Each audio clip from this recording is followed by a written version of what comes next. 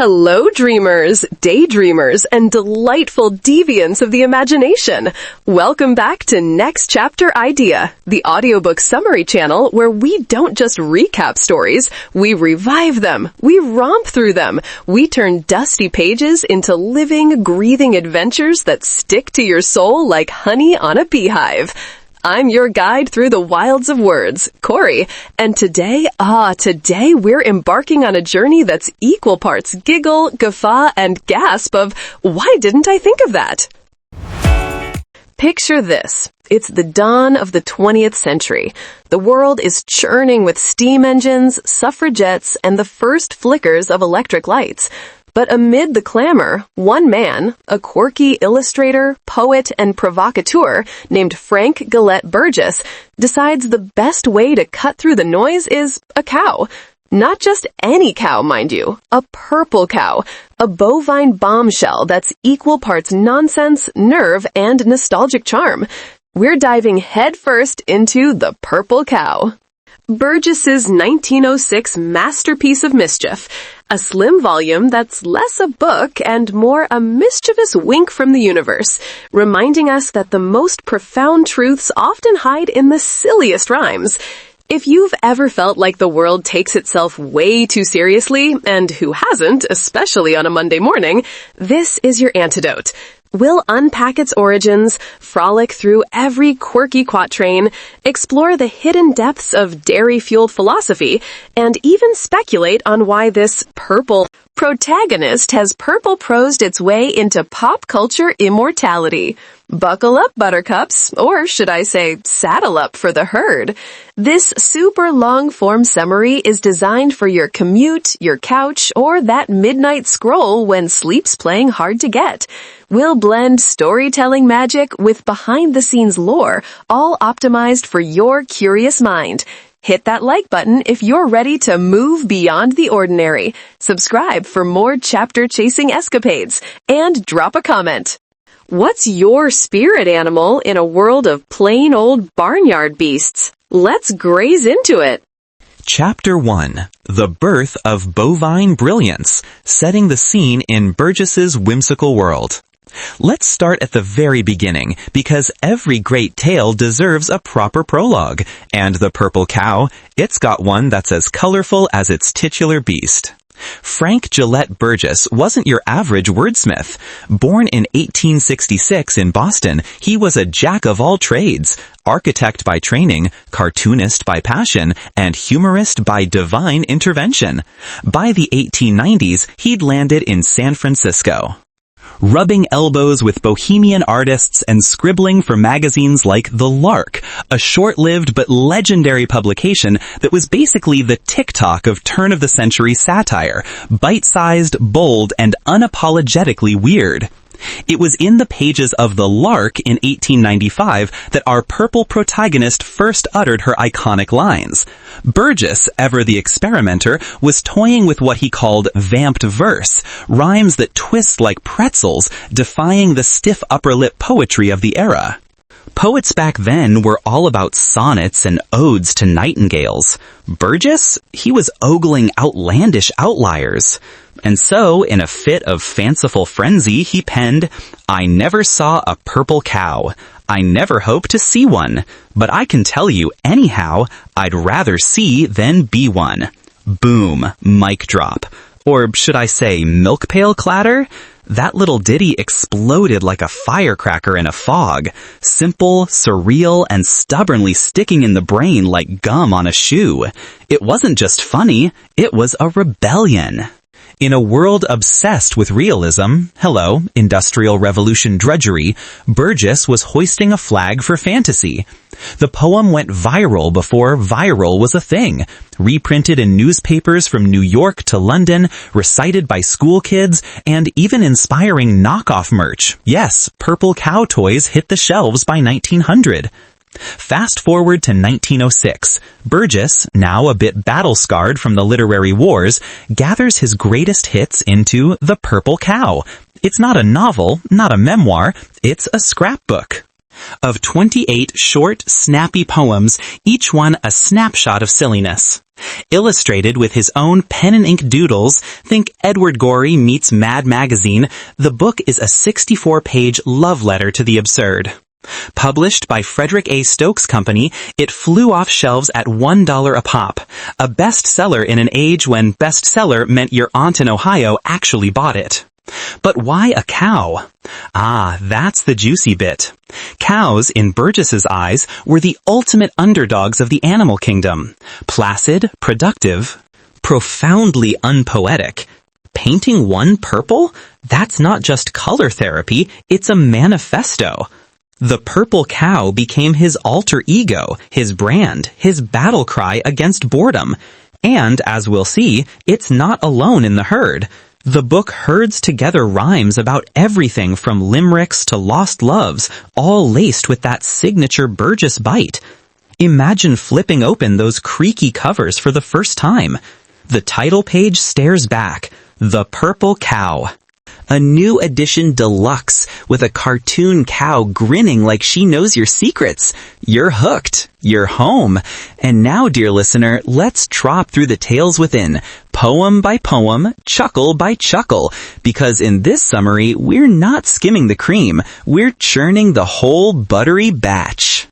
Chapter 2. The Iconic Opener. Meeting the mooster that started it all. We begin, naturally, with the star herself.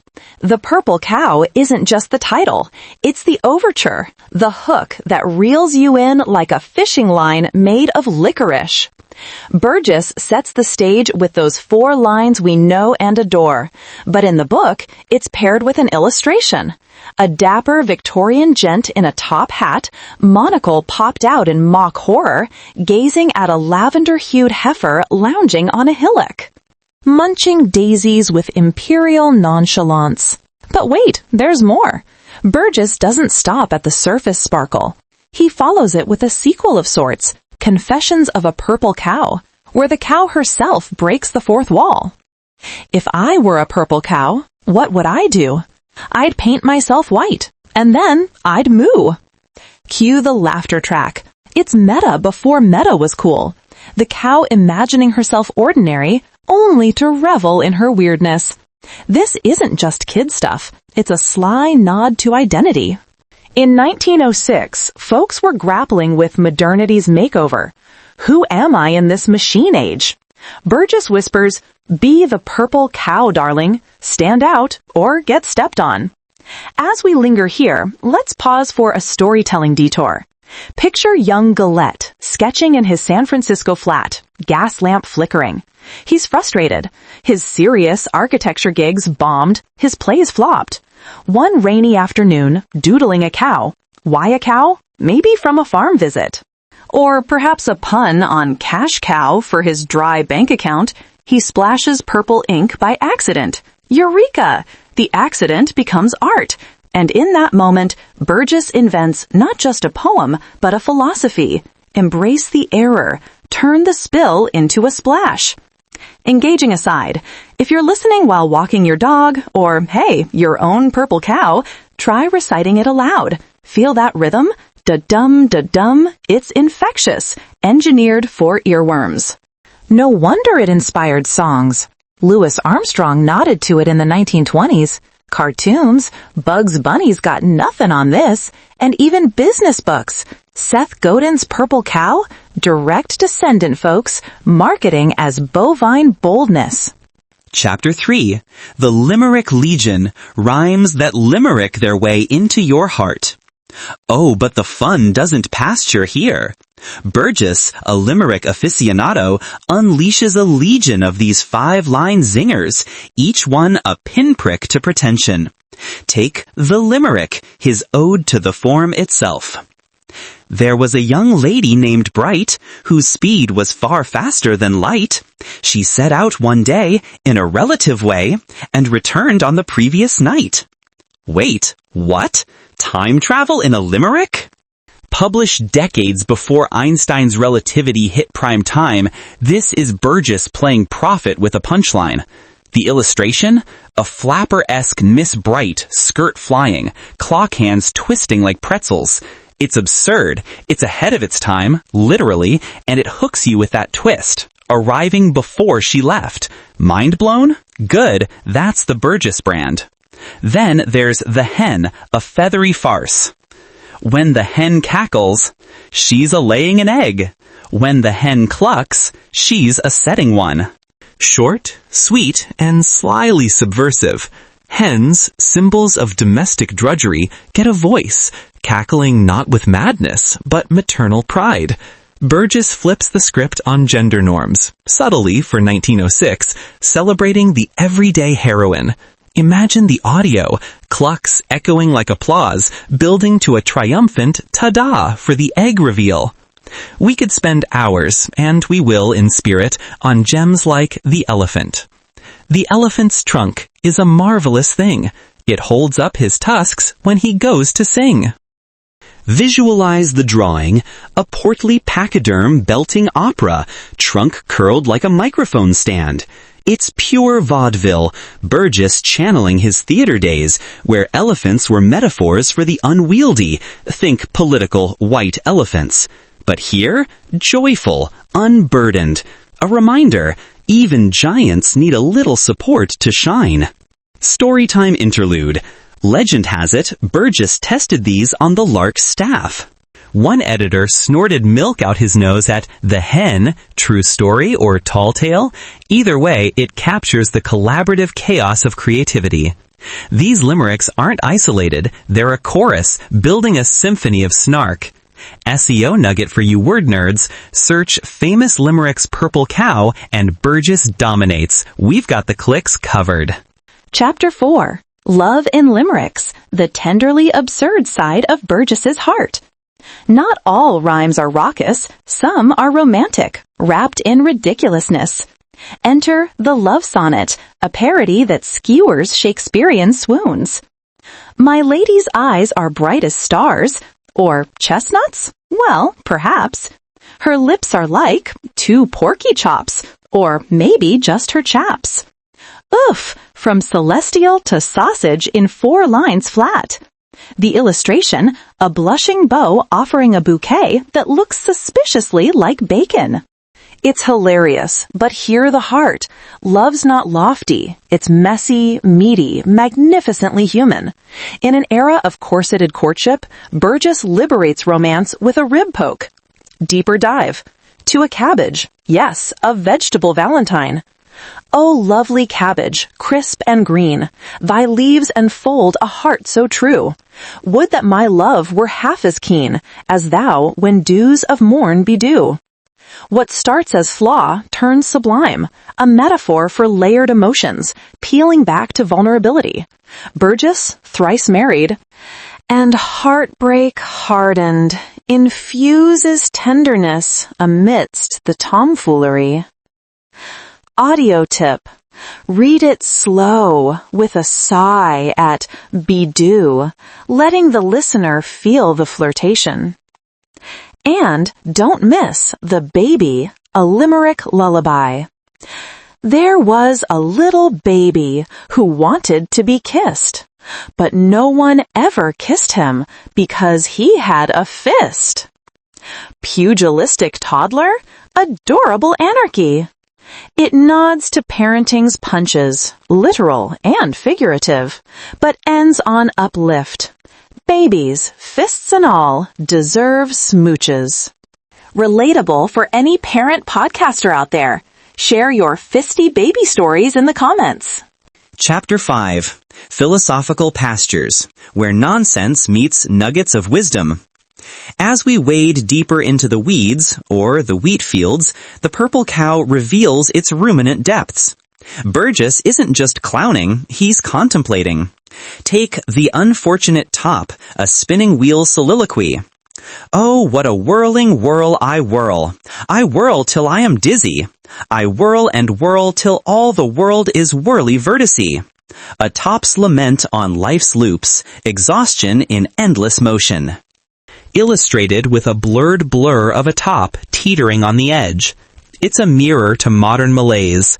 We're all spinning, aren't we? Hustling for the gram, chasing the next level up. Burgess, prescient as ever, suggests stop, savor the spin, or, as the poem pivots, embrace the whirly wonder. Then, the umbrella, a rainy day rumination. The umbrella's a noble thing. It keeps the rain away. But when the sun comes out to play, it's just a bore all day. Utility versus joy. The umbrella as every man's existential crisis. Who needs shelter in sunshine? Burgess champions serendipity, that spontaneous splash without protection. Tie-in? In today's umbrella insurance obsessed world, it's a call to ditch the safety net. Live drenched. Storytelling spotlight. Envision Burgess on a stormy SF stroll, umbrella inverting in the wind.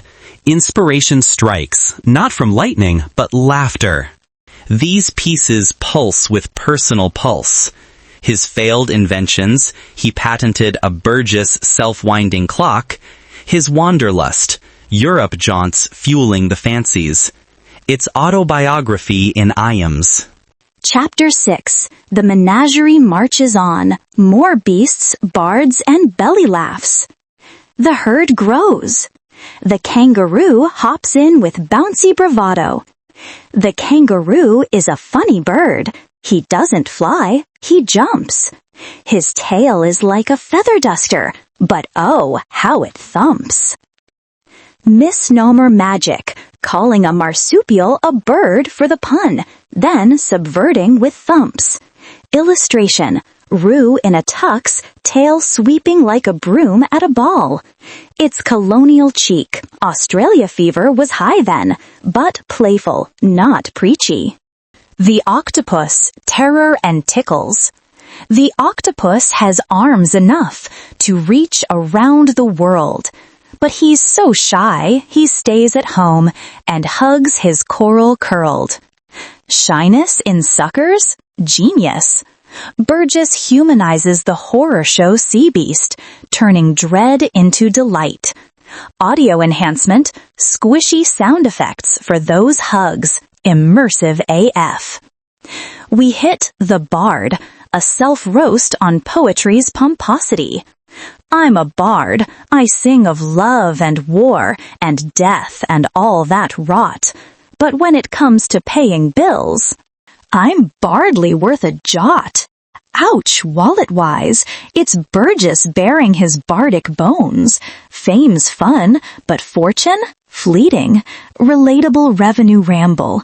Artists, we've all been there, rhyming for ramen. Chapter 7. The Grand Gallop. Climax, Cowtastrophe, and Cultural Echoes. As the book builds to its bovine crescendo, we revisit Purple Pals in More Purple Cows and variants, each riffing on the original like jazz solos. One fan fave, I saw a purple cow, and it saw me. We both looked shocked, and then we fled. Encounter as awkward encounter, mutual you too vibes. It's the climax, not conquest, but connection in the quirky. But wait, the Cowtastrophe. Burgess Admitian notes, scattered like hay, the pressure post-fame. Purple Cow Club? Existed, kids' mailed drawings. Merch madness? Toys, ties, even a 1910 play. Yet, he frets, will I be just the cow guy? Spoiler, he wasn't. Later works like Goops and How to Be Them, Naughty Kid Guides, cemented his canon. Cultural Cavalcade. Fast forward, Godin's 2003 Purple Cow sells millions, preaching safe is risky, remarkable rules. Simpsons nods. Muppets Moose. SEO Gold. Purple Cow meaning purchases spike yearly. We're riding that wave. Epilogue. Why this cow still captivates. Your takeaway trot. And there we have it, fellow frolickers. The Purple Cow, a 64-page gallop that's grazed generations, proving nonsense is the noblest nonsense. Burgess didn't just write rhymes. He rigged a rebellion against the routine, urging us, invent your purple. Be seen, be silly, be you. For your life lesson ledger, in a feed-scrolling, filter-faking era, channel your inner cow. Dare the die. Risk the ridicule. The world needs more mauve mooers. Thanks for trotting with Next Chapter Idea. If this summary sparked your spark, smash like, subscribe for more supersized stories, next up, Whispers of Alice's Adventures, and comment your fave limerick line. Share this with a friend who's feeling a bit beige. Until our next chapter, keep grazing the extraordinary. Move kindly, dream boldly. Lita, signing off.